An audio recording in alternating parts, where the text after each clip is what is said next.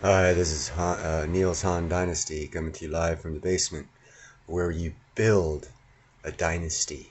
Look what Bill Gates did. I'm going to do the same thing. Anyhow, buy yourself some silver, some platinum. Be kind, helpful, and grateful. Tell your kids never to be an iron worker. It's hard work. There's better ways to make a living. This is about... Well, I'll just show you and I'll give you my narrative. It's easier that way and shorter. Less of me talking. Poland has been loyal to the West in its aggression against Russia. However, as a consequence of its actions, Warsaw is now in the grip of a record high inflation, swelling at the highest rates in the quarter of a century. Understandably, Polish leaders are slowly coming to a consensus with the realities of the world. A few months ago, with the help of the US, Poland declared in public their ambitions of building the strongest military in Europe. Till now, it was France and Germany that remained the unrivaled ones when it comes to military might in Europe. So, Warsaw delivering such high hopes to rival. Okay, I got a couple things to say here. I did a video, I know you guys didn't see it, but it's there if you want to look for it. Russia, and here, I will get back and I will show you the map here.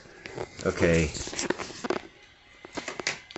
Ukraine right here, this is Ukraine. From about here up to here is going to go to Poland if Russia wins the war. They're doing that to give Poland something in exchange for, well, something. And that something is Poland's got to have the strongest freaking military in Europe, because if their border now comes down to here, and then Hungary has their piece of it, and then Russia takes their piece of it, there'll only be, well, Poland and one other country as Russia's border against the EU. So, and also by annexing that land and giving it to Poland at no charge, it gets Poland off of Russia's ass on fighting the Ukrainian war, because they now have skin in the game, for lack of a better words. Because Poland's probably now, where they were rooting for Ukraine, is now rooting for Russia, because they're going to double the size of their country for free if this works out for Russia. Okay, now back to the story.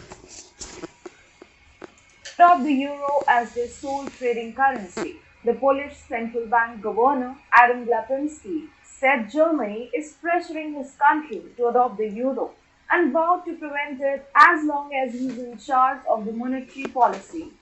The surprise entry to the list is Finland.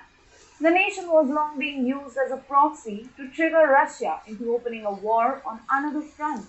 However, Moscow knew better not to engage in the conflict further. Turkey was blocking the accession of Finland to NATO, but after Erdogan gave the nod, the European Union has now begun targeting the Nordic countries.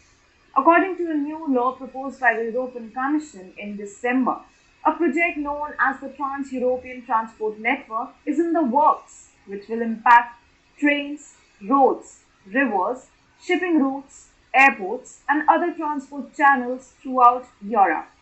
Incidentally, the European Commission has reportedly asked Finland to build narrower train tracks in line with European standards. Due to historical factors, particularly due to trade with its eastern neighbor, Finland's track gauge measurements are 1524 mm, which is 89 mm wider than the European standard. Finnish Transport and Communications Minister Timo Harakka said that the proposal was unreasonable and would be too costly an undertaking.